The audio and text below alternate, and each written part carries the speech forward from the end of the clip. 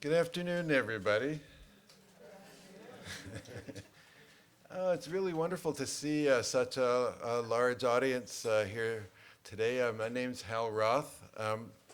I direct the Contemplative Studies program, and I'd like to welcome you on behalf of the Contemplative Studies program and the Advancement Office of the University. I'm kind of curious as to how you all found out about this event. So let's see. Did you find out about it on a Brown website? On the Urban Studies website. Excellent. History of Art and Architecture, how many? And Contemplative Studies? Mailing list? So we have a mailing list. I want to say a few words about Contemplative Studies before we get going. We're one of maybe the newest concentration, one of the newest concentrations at Brown, and we're kind of a unique program. We study this particularly interesting and fascinating range of human experiences. We call them contemplative experiences, and we study them from scientific, from humanistic, and from artistic viewpoints. And we approach the study of contemplative experiences as they occur on a spectrum from the rather common experiences that many of us have of absorption and complete absorption in an activity to the deliberately cultivated and profound transformative experiences that occur in religious and spiritual traditions. We consider these on a spectrum and on a continuum, and we think that they're really worthy of study because they have the potential to give people a sense of meaning and purpose in their lives, which they would not have otherwise. So we feel it's really important to study these from scientific points of view, from artistic points of view, from humanistic points of view. One of the other things that we think is very important is that we approach the study of human contemplative experience, of course, not only from the kind of at a distance, third-person approaches that are common throughout higher education and that are extremely valuable, to kind of study them at a distance. But we also feel that it's very important to study these experiences from not just the outside in, but from the inside out. To study a contemplative experience in what we call a critical first-person manner. In a critical first-person manner, as opposed to a first-person manner to study contemplative experience that you might do if you go to a religious practice center of many different kinds. In both the classroom and in the contemplative religious practice center, we learn a contemplative practice. We learn the cognitive framework in which that practice is embedded. But in contemplative studies, we don't ask you to, we don't expect you to, we don't even want you to accept the veridicality of that cognitive framework without investigating it for yourselves. In fact, you don't have to accept it at all. It's completely open to empirical investigation. And that's part of what we do is we discuss. We read contemplative texts and translation. We look at theoretical works on the history and culture context of those contemplative practices, on the scientific literature on those contemplative practices. But we also try them out in the classroom. And then we talk about the difference between what we experience in the classroom and what the tradition says will be experienced and what the scientific literature says is going on when we have certain experiences that we have. We became an official concentration 4 years ago, but we also guided independent concentrators before that. And to this point, 37 students have graduated with either formal contemplative studies concentrations or independent ones. We're also working closely with the newly developing Center for Mindfulness that Eric Laux is heading up, and which will continue to develop and expand in the next few years. And we also, we have a website, if you haven't yet found it. It's a tremendous collection of resource materials detailing what our program is, what our concentration is, what the rationale it is, what courses we're teaching, what faculty members are part of our group. Also, we have a lot of videos of past lectures that we've sponsored. So please visit the website. There's also there information about different grant programs that we have, including what we call contemplative practice grants, which support students going on contemplative workshops, practices, retreats in contemplative practice centers from any contemplative tradition. This fall, 2 weeks, 3 weeks? 3 weeks from today, or is it 4 weeks? July 17th. In this room, we will have an evening of traditional South Asian contemplative music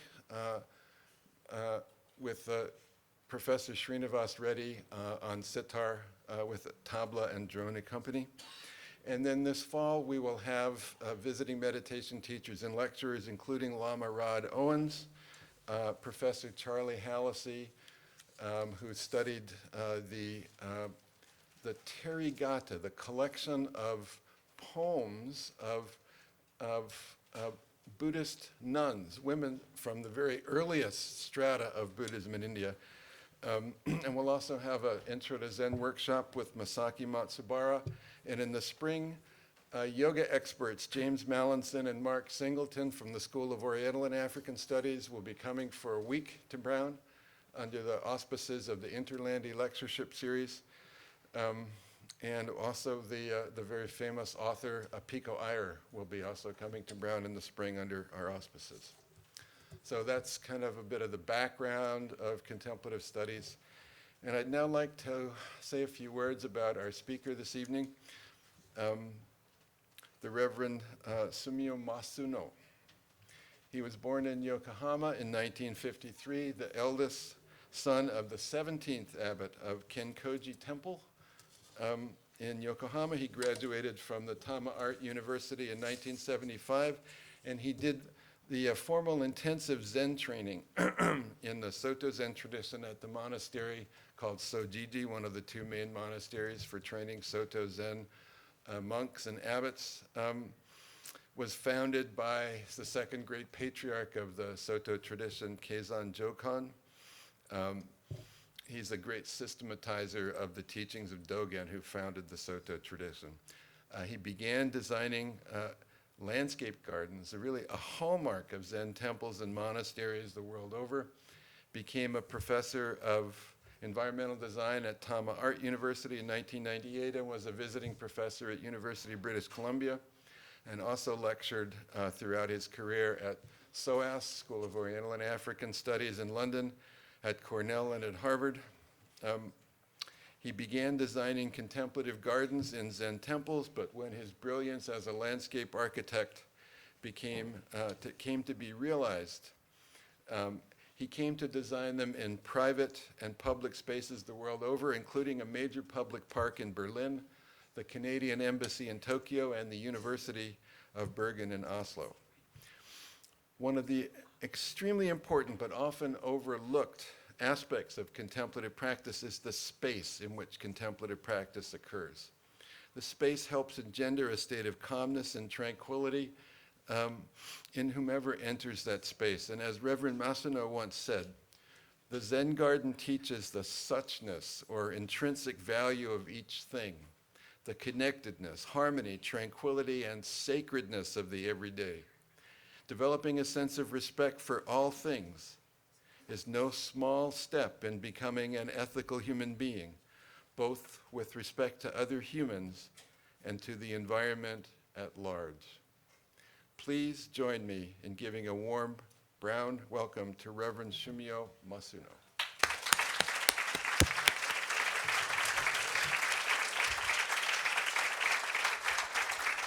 Thank you very much, Professor Locher.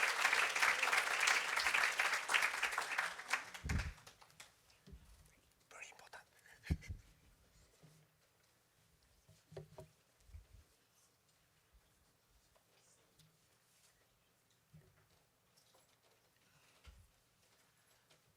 important.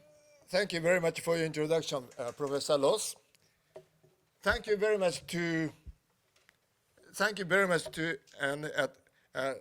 much, distinguished guests, for coming to my presentation. Also, thank you very much to everyone being here tonight. I'm Shunmyo Masuno. It certainly is an honor to be here in Brown University today to speak on Japanese garden. I am a Zen priest as well as landscape designer. My speaking English is poor, so I prepared my speech draft on paper.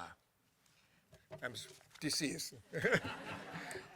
And please forgive me for giving the speech by reading it. Our art are all family rooted in Zen Buddhism. The breakup of Japanese society during the World War II was brought about and controlled by the government, in part through religious beliefs and understandings of the population. After the war, one of the main demands of the society was separation of religion and politics. People lost trust in their religion. This may also help explain why today Japanese feel something missing when it comes to spirituality. The fundamentals of Zen still play a dominant role in the arts, such as tea ceremony. In these years, Zen has been spotlighted in the world and becomes foundation for people's hearts. Let's take a quick look at the main characteristic of Japanese garden before we begin our talk. The traditional Japanese garden is a natural landscape style. It is essential. Mic is okay. I'm looking for the slides. No, it's okay. The traditional Japanese garden is natural landscape style. It is essential that the composition be unsymmetrical. The main consideration of the garden is natural scenic beauty. This is in contrast to the traditional gardens of the West, where the emphasis and appreciation has been on beauty of symmetry and geometric form. Natural materials such as trees, shrubs, rocks, and water are used to emphasize or symbolize form and feature of the natural landscape, thereby artificially creating a special natural beauty that is harmony and unity. It is not simply a reflection of nature, but rather the freedom of mind expressed as nature in the garden. Of late, an interest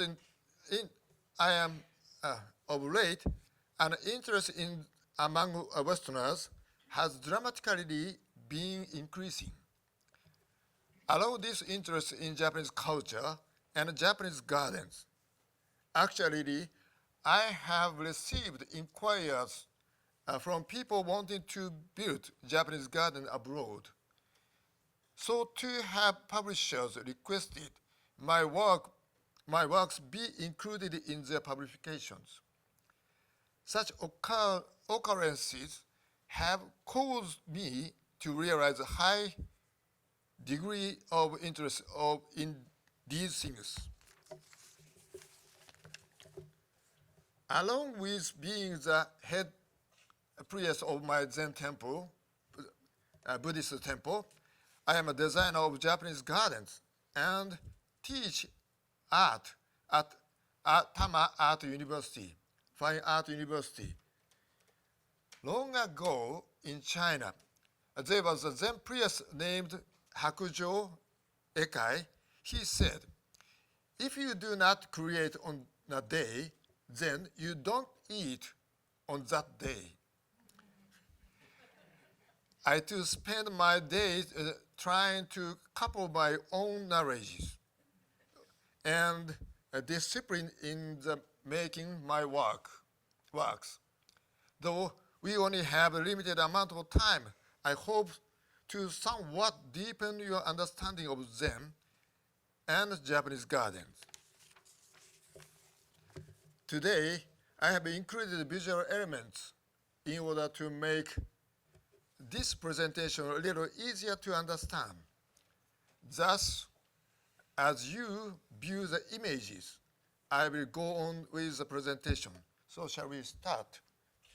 これかな? To begin with, I'd like to parallel the sense of beauty and value in both Japan and the West. To understand this, Japanese gardens and their beauty are linked to understanding Zen, according to the philosophy of creating that beauty. I will begin with myself.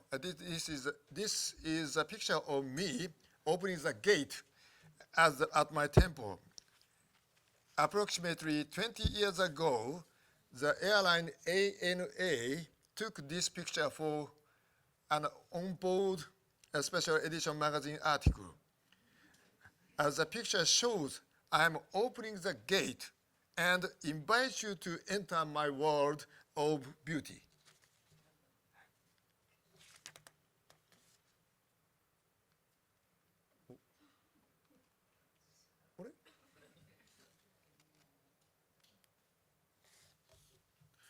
Next image shows a Milano Dome in Italy. As you know, European buildings, old-time buildings are constructed of stone. Buildings were constructed by fine cutting and stacking stones. It becomes a building in which the road is supported by walls. Thus, the wide openings cannot be made. As for the openings, they made the upper stone portion into arches that acted as wedges to hold the load. Naturally, the width one could make the opening was limited. So with respect to this type of building construction, creating wide opening was impossible. As you can see, this image, all of the openings are narrow and tall, so it becomes structure of many walls. On the other hand, in Japan's case, timber construction is built around main supports. This image shows Kiyomizu Temple in Kyoto. In this building's construction, the load is supported by pillars, beams, and trusses. Thus, walls are virtually non-existent. In essence, it is an open structure. Because it was open, there was no concept of windows. Thus, looking at these two buildings, there exists a great difference between the method of construction. One could say that Europe is a culture of stone, and Japan is a culture of wood.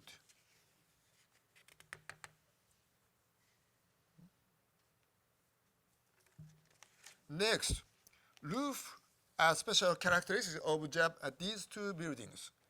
A building that represents the type of town that I spoke of earlier has this type of roof.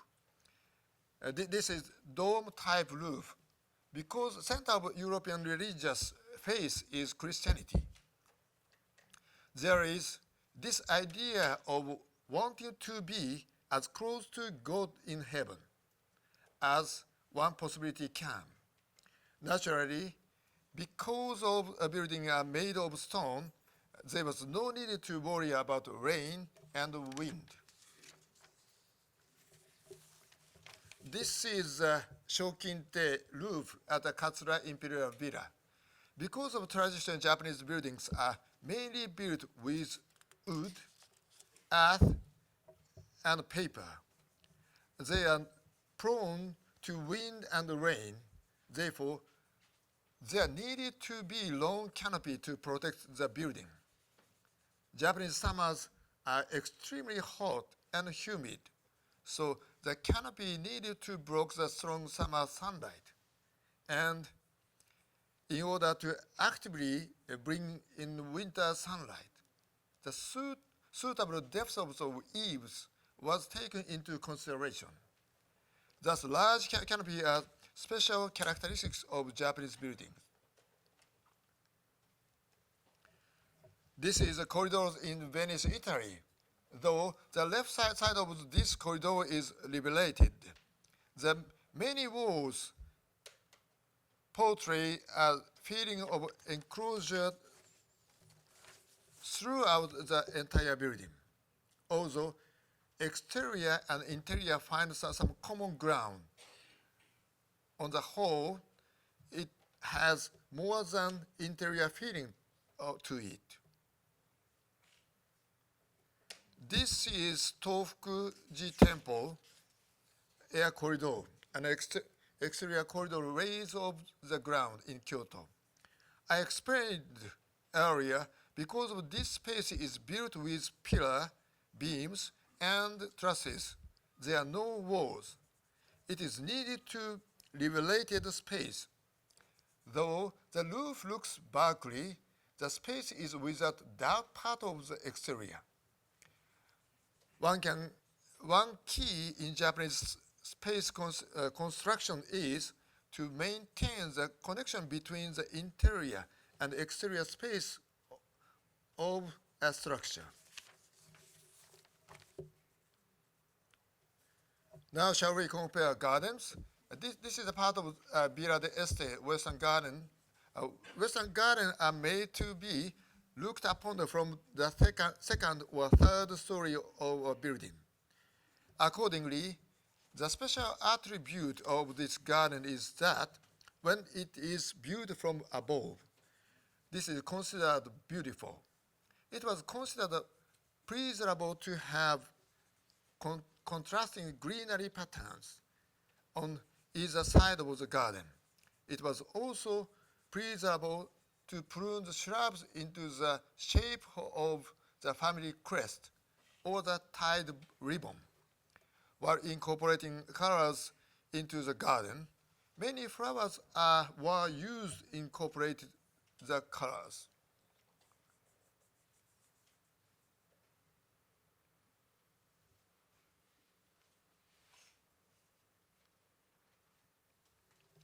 On the other hand, in Japan, with the exception of a castle, buildings were generally only one story or flat structures. So, as I previously mentioned, a building have few walls, and their special attribute was their overwhelmingly open feeling. One element of making Japanese space is creating a garden. I think you can understand what I mean in looking at this image of Katsura Imperial Villa. Now, let us consider something a little closer to oneself. This is a Mice and Potrium teacup. Every aspect of it is made beautifully, uniformly, and without a flaw in its shape. It is made in such a way that would be virtually impossible to image this teacup in any more sophisticated and exquisite detail. Now here is a Japanese tea ceremonial bowl. The shape is warped. The exterior gaze is not uniform. Yet, we Japanese call this beautiful. Why would this be? For the West, they are looking for something that cannot be more perfect, and then call that beauty. I prefer to this as perfection of beauty. In contrast, the basic thought for Japanese beauty is that if the shape is perfect, there is no room left for the artist's spirit and humanity. On the contrary, when we take this tea bowl on our hands, we rejoice in the fact that we can feel the artist's thought, spirit, and humanity in the shape of bowl. Also, within the fundamentals of the Japanese sense of beauty are the feeling of transience and expression of the beauty. I call this an imperfect beauty beyond perfection. Within this imperfection, there is a possibility that it will be left to spread into eternity. In Japan, the moment the artist, the materials, and the time become one, the piece is complete. Therefore, we feel the beauty in that shape as it changes over time. This is a Japanese sense of beauty. When we applied these two paintings, the style that represents the West would be oil paintings, where a sketch is a certain point of painting. To create an initial sketch, we continually redraw until we get a good design, after which the oil paints are applied, and one can apply color over and over to the painting. One continues this until it is thought to be satisfactory and complete. This also shows the motive to create that perfection of beauty. However, Japanese sumie paintings have no initial sketch.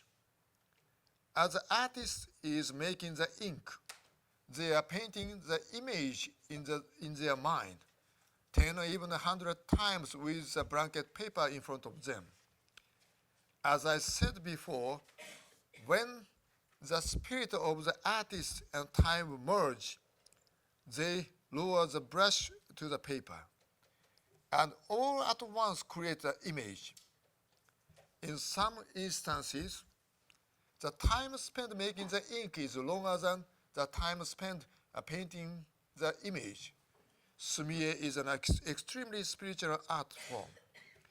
We have compared the Japanese and Western culture and art, and I'm sure that you now see that it is apparent that the sense of beauty and value differ. And now, what could that special sense of Japanese beauty and value be? It is Zen. The purpose of Zen is to find your true self. This is a Buddhist philosophy that tells of your heart teachings, that is seeking spiritual stability. The basic Zen teaching is to find the path of truth, understand it, and capture your own sacredness. This path of truth is called Hotoke, which is in each one of us, not outside. To find one true self, we have disciplinary practices, the center of which is the Zen. Zen cannot be seen, but when one expresses Zen in a tangible form, a model of Zen is created. One puts oneself in a state of nothingness, and beauty is then decided. This is the Zen culture.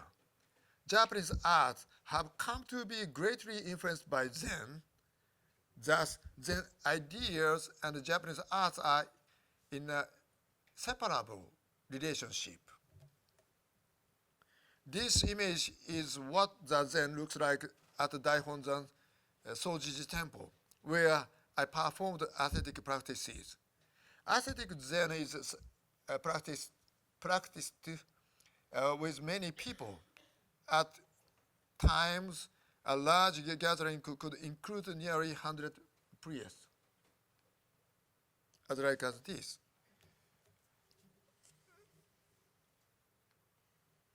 This is a simple diagram to understand Zen. Young children hold a purity in their hearts. As you can see on the diagram, the purity would be a white vacant space.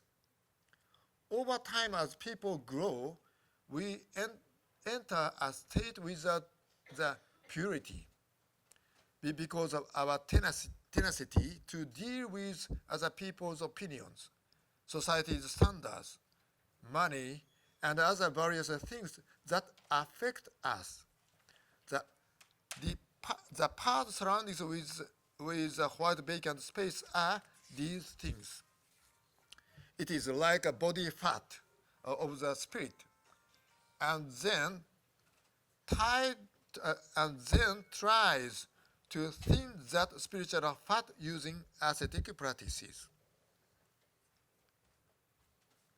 Let's look at 2 or 3 examples of the developed arts that have been influenced greatly by Zen. First of all, calligraphy. Penmanship of Zen priests is called bokuseki. Here is an example of a priest Ikkyu's calligraphy. This is wooden statue of a priest Ikkyu. This is the Zen Garden. This is Mosque Temple, the famous Saiho's dry landscape garden, rock and sand garden. Dry landscape gardens are representational of Zen gardens, the distinctive Japanese form of gardens.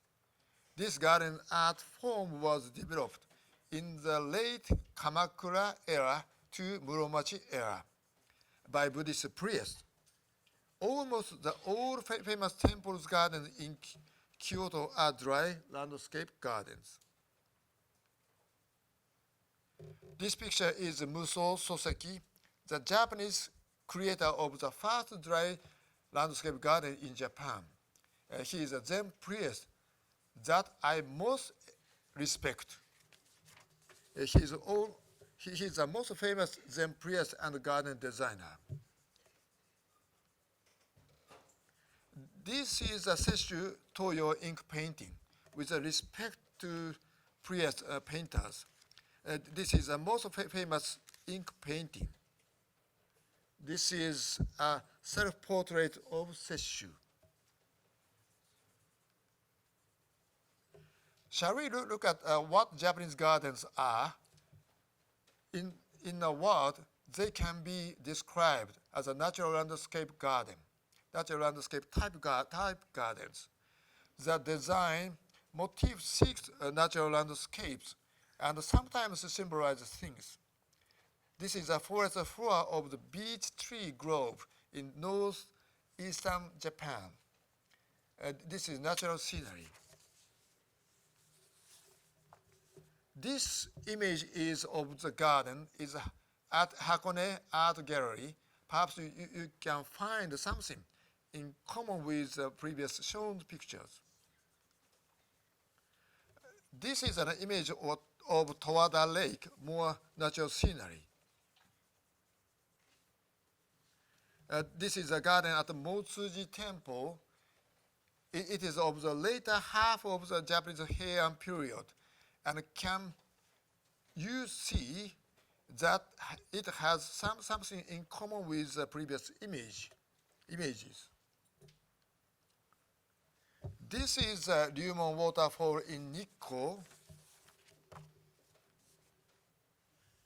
This is a waterfall in Rokuonji Temple's garden, famous due to Kinkakuji Golden Pavilion in Kyoto. Within Zen, waterfalls further the ascetic practices. Therefore, incorporating waterfall into the garden motif are favorable. From this point on is an introduction and a description of my own works. First of all, this is the Kenkoji Temple's garden. This temple is a historic Zen temple that Tokugawa Mitsukuni commissioned. With this temple, it has a large division of its two gardens, but I, along with design both gardens, I simultaneously supervise the design of the entire building. Along with that, I thought about how to strengthen connection between the garden and interior space. I also considered how to coordinate the positioning of the garden and the building. First, this is a garden at Shibuya, which is used to entertain honored guests. Behind its front wall, in the space, I built a garden and a building that differ in appearance. At the time I looked at this image, the building and garden had not yet been completed. This garden is a traditional dry landscape garden. It is named Ryu Monte. Next image is of phase 2 in construction of the building and garden. This building is called a Kocoon, visitor hall.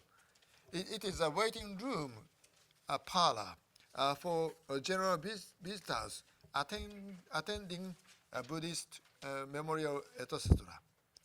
This is a garden looked upon from that building. This garden we looked at before, positioned behind the front wall, has a corridor connecting these buildings. Both gardens are dry landscape style, but with differing design flavors.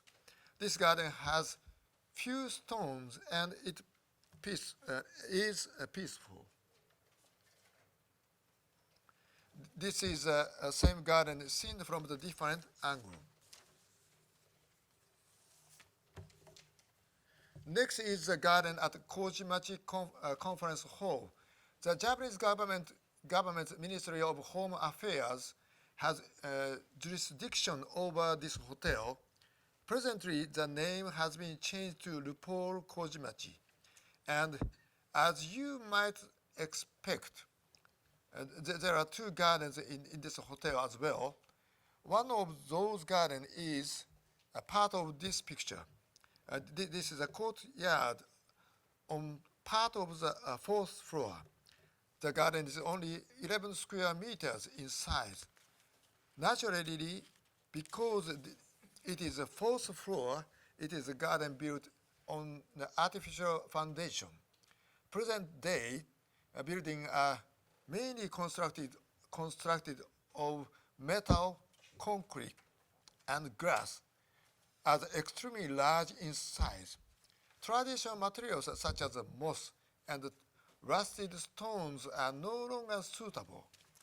Thus, they turn to use granite. In planning the building's balance, buildings other than this are traditional.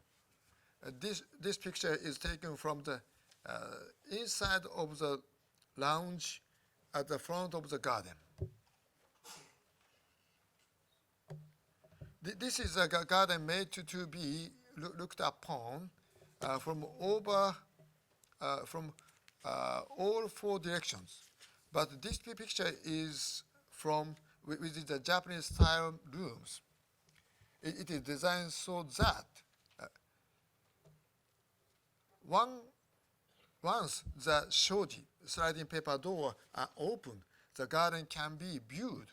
I was asked to design Seizan Ryokusui Garden so that people living in this busy society can, within the silence, retrieve their true inner selves. This is a first floor's garden. This is a garden constructed facing to the coffee lounge, even though the adjustment building is only about 5 meters away. There, I created a space over the alcove. This running water down the surface of the wall, creating the waterfall effect. Of course, I thought not only of the scenic element, but considered sound as well. Though the sound of the waterfall has purpose of blocking out surrounding noises. Though slight adjustment to the position of the rocks, one can produce shadow. In creating Japanese space, shadows are extremely an important element. This image is looking at the garden from the side. Actually, the wall that forms the waterfall is an underground parking lot exhaust duct. I positively incorporated that would be considered a negative factor from a design point of view. You probably wouldn't know it was an exhaust duct unless you were told so. This is a guest house for the company. It is used for reception for the guests and training new staff. Here, I completely designed the building and the garden. It is not designed by the architect, but by myself, Japanese landscape designer. So I designed a building that would not be complete without a garden. The building is constructed from reinforced concrete. This image shows portion of the gate. I thoroughly pursued every minute detail of the garden. I made the building simple. The relationship between the garden and the building interior, the light and the shadow, the picture framing of the garden, and the interior relationship. This is the image of entry. The part that is in the dark is the place where one enters. This is entry part of the building. This portion of the building simultaneously functions as an entrance and a small arbor. As one strode through the garden, one can take a rest at this place in the garden, and then continue to stroll around the garden. Typically, arbor are made up of a roof and pillars only. This is a modern space with air conditioning. From here, one can gaze upon the garden as though it is a picture. As for the water level, it is made 40 centimeters higher than the floor, the order to heighten the effect of the water's existence. This is the same part seen from the outside of the garden. This waterfall is a Zen waterfall called Ryumonbaku. This height of the wall is approximately 2.5 meters. As one near it, one can enjoy the invigorating sound of the water. This place is called Ohiroma, Grand Hall or Rotunda. This space is built so that as you open the shoji on the either side of you, the dry landscape garden spread out vastly. In front of you lies an alcove which may make use of rock and rice paper painted with parchment juice. This is a dry landscape garden on the eastern side. It is built using traditional techniques. This is other dry landscape garden. We made it is so that you can feel its large scale. Modern dry landscape garden using large boulders and golota, stone as large as a fist, instead of white sand. Both gardens make use of the Japanese traditional floor and eave frame to complete them.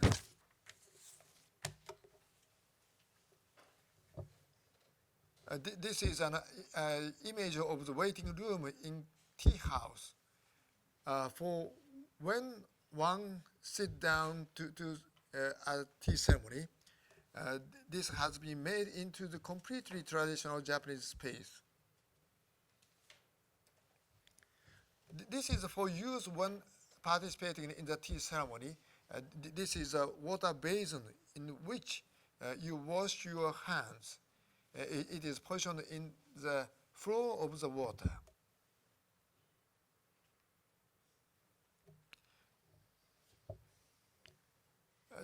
This is looking out at the garden from within the tea house. Though it is a tea house, it is not small room and has spacious floor of 8 tatami mats, about 13.2 square meters. There has been small moon viewing table added to the tea house, making the connection between the garden interior all the more deep. Next, this space is the lobby and garden of the Assyrian Tokyo Hotel in Shibuya, Tokyo. Here, I designed the space of the garden and lobby and lounge as a one eternity. This image shows the coffee lounge and as an outer garden. This image shows a view from the lobby. In the center, I designed a carving of stone, also one with a garden, that serves the function of the both water basin and the flower vase in order to control the scenery of the garden. I used the idea of snow viewing shoji, a shoji in which the bottom half slides upward in order to view outside screen through the grass behind it. This is a stone carving that I just spoke of. This is an image looking at the garden from outside of the building. In the left portion of the scene is plant, and in behind it lays the road. There is a difference of 2 to 5 meters between the floor level of the building and the garden. But I solved the design problem by building retaining wall for the earth. The general design gives a feeling that there is a wave being pushing towards the building. This is the image of the garden as seen from the coffee lounge. Because of the garden is designed with a water motif, I chose a carpet with a water pattern on it for the coffee lounge. I included a very large boulder in the garden. This boulder was originally 18.5 tons. And naturally, there was a construction underneath this garden. It was a hotel banquet hall. Thus, this garden project was a battle against weight, stress. To make this boulder lighter, the center was carved out.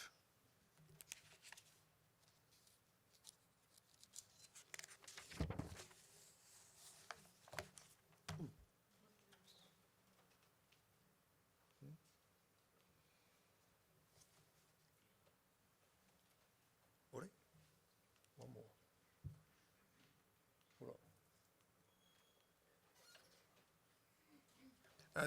This is the front counter of the hotel lobby. Stone and wood were used in its design. This is the Canadian Embassy in Tokyo.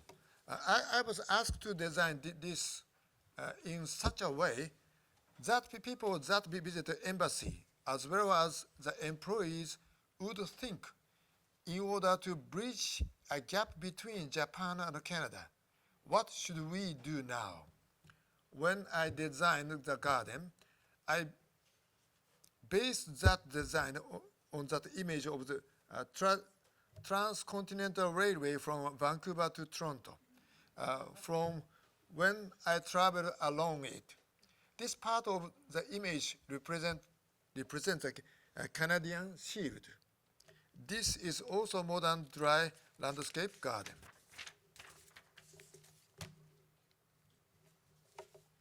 This is one part of it. Because of this garden is also on the fourth floor, on top of the designing.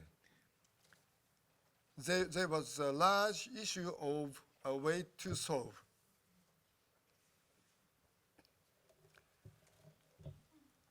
This is it beautiful from the inside. In order to unify the interior and exterior space as much as possible, I finished it without using any framework around the glass.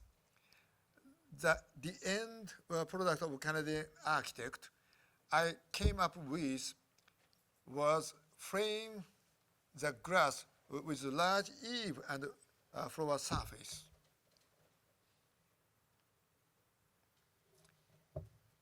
This is a round trip style garden that is to be viewed from the main angle. As you walk along with paths around it, this is Berlin, Germany, that I built and called UCN. This is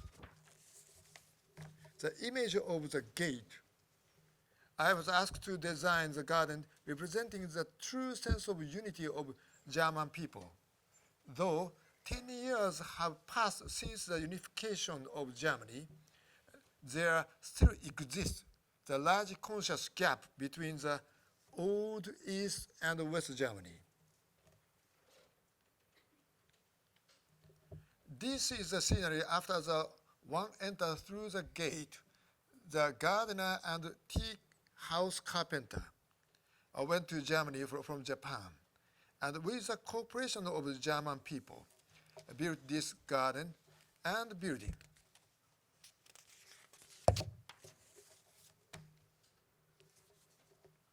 This building is a tea house, but without using any tatami mats. It is designed so that you can sit in a chair and gaze at the garden.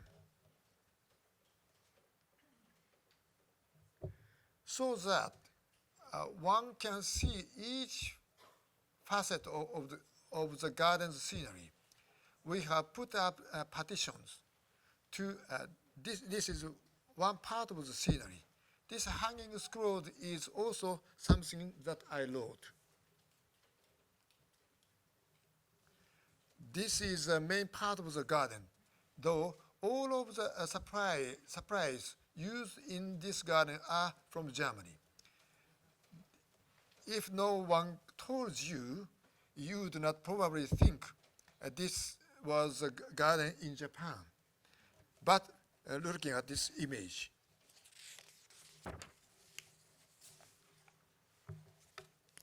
this is an image of the detailed part of the garden.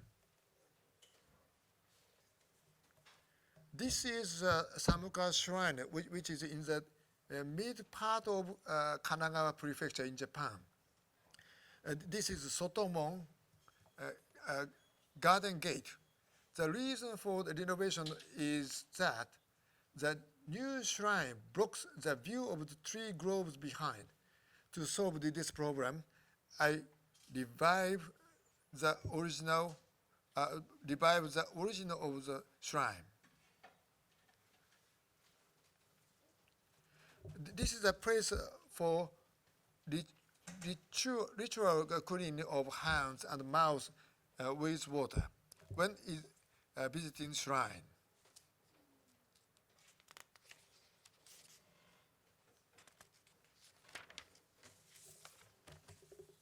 This is made of stone, which used as a foundation of this facility. Torii. Torii is a gateway at the entrance to a Shinto shrine. Around a courtyard with winding path and pond is designed to connect with the mountains. This courtyard includes the kneading tea room and the sitting tea house and a small museum built along the winding path. The pond center facility will bring a visitor to the enjoyable journey.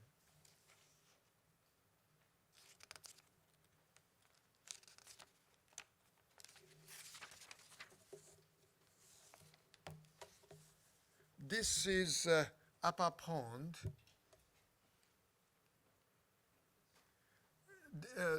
Next is a waterfall, Ryumonbaku, Zen Waterfall. This is a tea ceremony house. You can perform with tables and chairs instead of sitting on tatami. Looking out from the large windows of the tea house, you can enjoy a panoramic view of the entire courtyard. This is another tea ceremony house.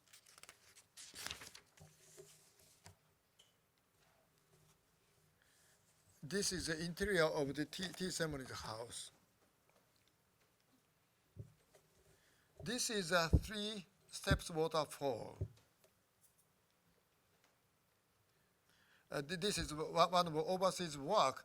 One Kocoon office building garden and interior in Hong Kong.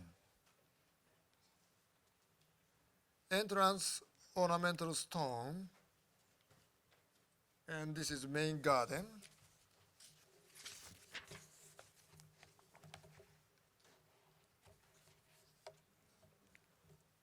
Service counter and waterfall in entrance hall as an interior design. Waterfall is 9.5 meter height. Waterfall and ornamental stone. This is a service counter.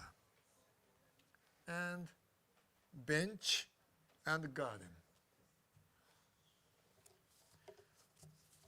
This is another project. This is a condominium project in Singapore, located just in front of the Japanese embassy.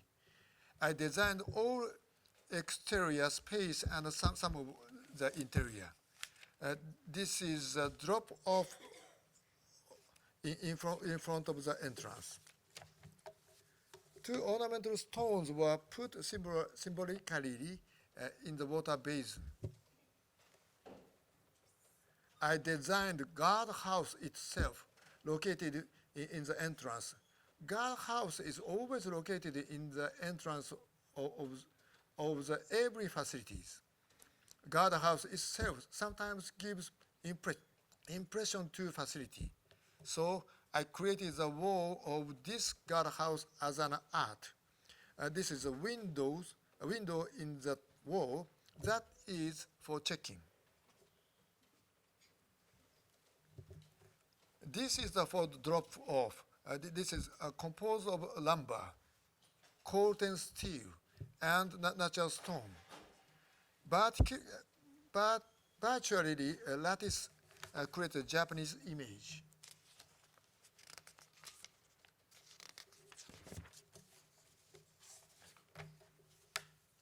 This photo is a landscape area surrounded by the condominium. There is a waterfall, pond, and stream. This photo is from the waterfall to the stream. Ornamental stones are put in the entrance of each unit. Each unit to recognize each unit easily. This is a walkway and a designed wall in the side. The wall changed from the natural stone to the processed stone.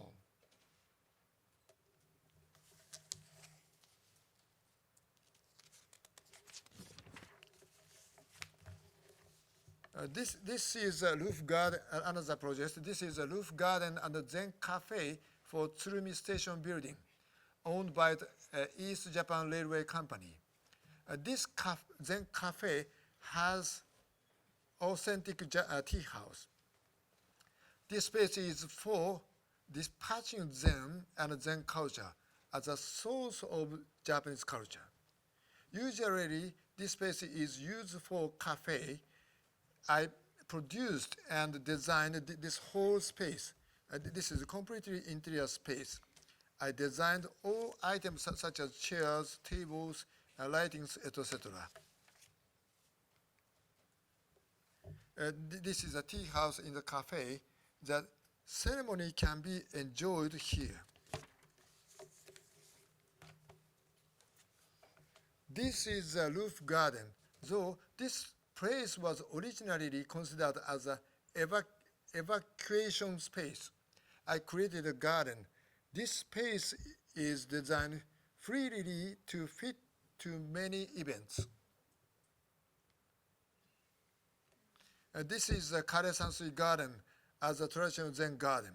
Many people try of daily work visit and sit here.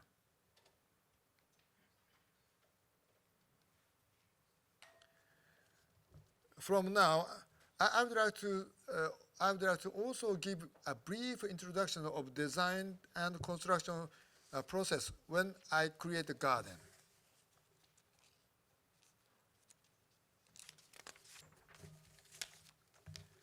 Firstly, I go and visit the site, and then I have design meeting in my atelier, and we discuss the design details. There are sketches and design plan drew by hand to express design ideas, and models to study a special relationship. Before the construction starts, I go and check the materials. This is when I was checking local stone in Germany.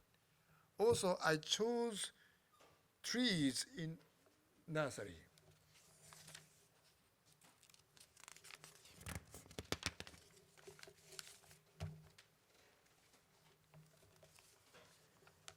This is a process called dry lay, assembling important stone arrangement in other places before construction starts.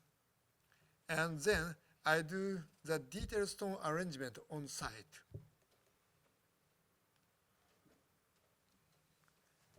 These two photos shows dry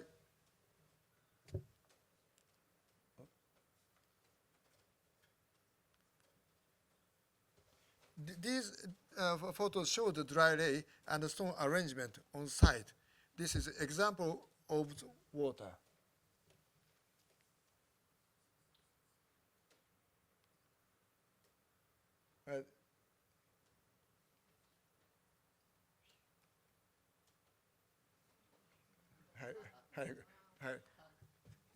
This is これか。あらららら。One more. This is dry lay, and this is completion. Same song arrangement.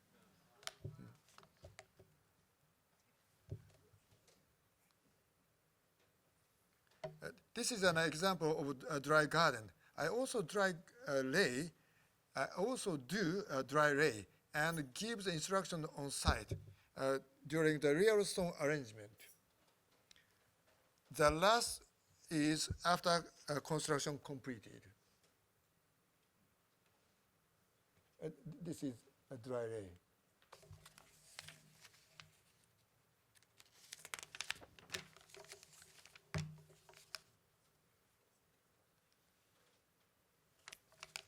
This photo is my directional scene at the construction site.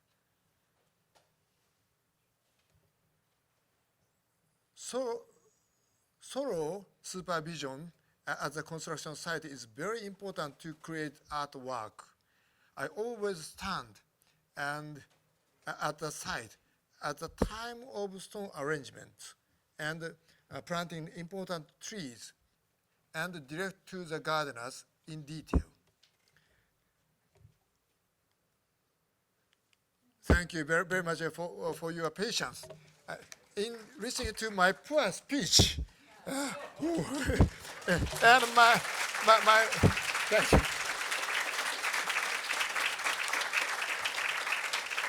A little bit more. And now, journey ends. In the world of the creation of a work of art, that is centered upon the world of Zen and Japanese culture.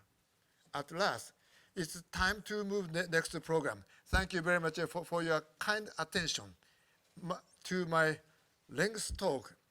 It is time to close. Thank you very much.